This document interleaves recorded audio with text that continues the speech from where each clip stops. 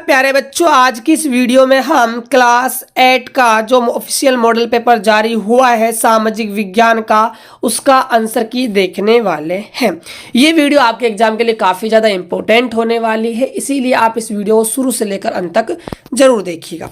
आपके एग्जाम का समय होगा 2 घंटे 30 मिनट, यानी कि 2.5 घंटे आपको भाई समय दिया जाएगा और 80 नंबर का आपका एग्जाम लिया जाएगा।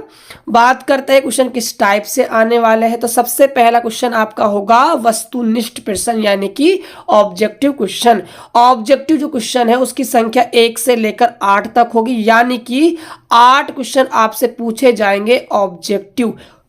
और हर एक क्वेश्चन कितने नंबर का होगा? 1 नंबर का, यानी कि 8 नंबर के आपके ऑब्जेक्टिव क्वेश्चन आएंगे। तो देखिएगा, जो सबसे पहला आपका क्वेश्चन है कि औपनिवेशिक शाही भारतीय नौसेना ने बगावत की। तो बताइए सेना ने कब बगावत की थी? तो इन्होंने बगावत की थी 1946 में। तो आपका जो ऑप्शन नंबर बे है वो आपका बिल्कुल सही हो जाएगा। अगला प्रश्न है प्रति शब्द से तात्पर्य क्या है? देखिए, जो हमारा प्रति जो शब्द है इससे तात्पर्य होता है कि जमीन को कुछ समय के लिए खाली छोड़ देना। अगला प्रश्न है, प्रश्न संख्या है 3, मृदा निर्माण का कारक है। मृदा किसकी वजह से भाई पैदा होती है, इसका निर्माण होता है? तो जैव पदार्थ भी है, मृदा का गठन भी है, जलवायु भी है। तो ये सारी चीजें होती है, इसीलिए आपका दे ऑप्शन हो जाएगा उपरोक्त सभी।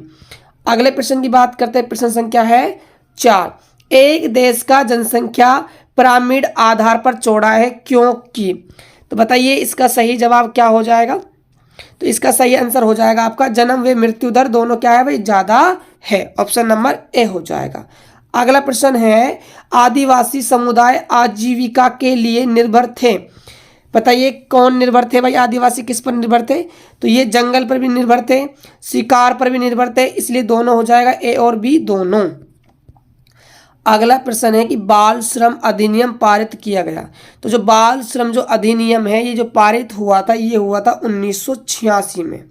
याद रख लीजिएगा अच्छे से, ऑप्शन नंबर से हो जाएगा। अगला प्रश्न है, मराठा शक्ति का संगठित किया को संगठित किया। बताइए मराठा जो शक्ति थी उसको किसने संगठित किया था? तो ये किया था भाई छत्रपति शिवाजी जी ने। ऑप्शन नंबर आपका ए हो जाएगा। अगला है, रणथंभौर राष्ट्रीय उद्यान किस जिले में स्थित है? तो ये आपका सवाई माधोपुर में क्या है भाई? स्थित है। ऑप्शन नंबर से हो जाएगा। ये तो हुए आपके ऑब्जेक्टिव क्वेश्चन। अब हम बात करते हैं अति लघुत्मक प्रश्न, यानी वेरी शॉर्ट आंसर टाइप क्वेश्चनों की। तो पहला क्वेश्चन है कि पृथ्वी के पृष्ठ पर दानेदार कणों के आवरण की पतली परत खालिस्तान कहलाती है। तो ये परत कहलाती है आपकी भाई मृदा। तो मृदा इसका आंसर हो जाएगा। अगला है, प्रति 1000 व्यक्तियों पर जीवित जन्मों की संख्या खालिस्तान कहलाती है। तो ये आपकी कहलाती है जन्म दर।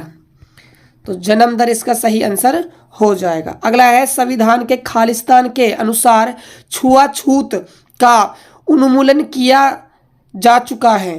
तो बताइए इसका क्या हो जाएगा? ये आपका अनुच्छेद आ जाएगा, अनुच्छेद आपका हो जाएगा 17।